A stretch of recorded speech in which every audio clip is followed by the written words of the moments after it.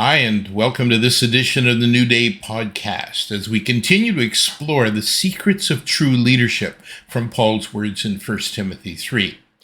When it comes to leadership in verse 5, Paul writes, "If anyone does not know how to manage his own family, how can he take care of God's church?" Or anything else, for that matter. I'm reminded of the parable of the talents as told by Jesus in Matthew 25. The kingdom of God is like a man going on a journey, but before he goes, he entrusts his property to 3 of his employees, each one according to his ability. To one, he gives $1,000,000. A talent's about 20 years' salary at $50,000 a year is $1,000,000. To the next, 2,000,000, and to the third, 5,000,000. Over time, the value of the last 2 doubled while the first did nothing with his portfolio and its value remained the same.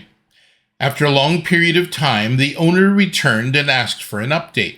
When the man he had entrusted with the most, 5,000,000, reported, the response was, "Well done, good and faithful servant. You've been faithful with little, I will set you over much." The same thing happened with the second, who had received 2,000,000. "Well done, good and faithful servant. You've been faithful with a little, I will set you over much." When the third, who was given 1,000,000, reported in, all he could do was return the owner's money. Even though he didn't lose any of the money, the response he got was, "You wicked and slothful servant." And even the responsibility he had was taken from him.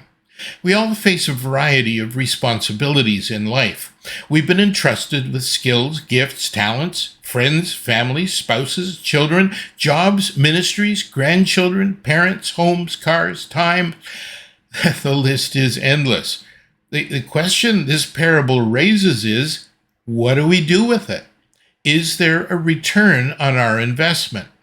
A few years ago, I attended a Multiply church planting conference, and one of the speakers was Jeff Bucknam, at the time my lead pastor. When the conference was over, Jeff attended a gathering with several internationally renowned leaders and church planters. They challenged Jeff with what Northview, our church, was doing to plant churches. They collectively said, "Jeff, you are a 5-talent pastor and a 5-talent preacher of a 5-talent church, and it's time you started acting like it." They kicked his butt, and Jeff listened. It was shortly after that event that Jeff brought a plan to the Council of Elders, stating quite simply that we are to be a church planting and leadership development church. We are a 5-talent church. We are a Lamborghini, and we've been driving like we're in a golf cart. It's time to put the pedal to the metal and get on with it. One of our key values as a church, based on the parable of the talents, is to double the master's money. Several years ago, I spent a week or so clarifying for myself what my purpose and mission are in life. It's an exercise I'd highly recommend for anyone. The conclusion I came to is not unique, but it is powerful. When the day comes and I leave this world behind, I want to hear the Lord say to me, "Well done, good and faithful servant." Each of those words has taken on great importance to me. When we meet God, we don't want to hear him say, "Well dreamed, well intended, well hoped, or even well planned." We want to hear him say, "Well done, good and faithful servant." One of the responsibilities the Lord has given to all of us is to be good stewards of our families, of those closest to us. Be a good and faithful servant. Hear the Lord say to you now, not just when you enter eternity, "Well done. You have been faithful with a little. I will set you over much."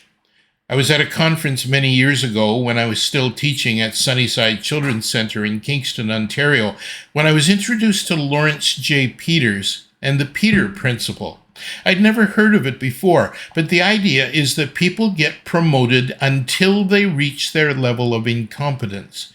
In other words, if a person can do job A, they may get promoted to job B. If they do a good job at B, they get promoted to job C. This process can continue until they get to a job they can't do, even though they could do everything required to get to that level. On a side note, What kind of ego and chutzpah does it take for someone to say, of all the people in the country, I am the most capable to become president or prime minister or whatever? Anywho, it's often said that if you take care of the pennies, the dollars will take care of themselves. Look after the little things, and the big things become a lot easier. Be faithful in little, and you will be entrusted with much. Caring for your family is not a little thing. It's hard, challenging, frustrating, blood-sweating, tear-inducing, heart-wrenching work. Be faithful with your family, and God may even give you bigger challenges just for you.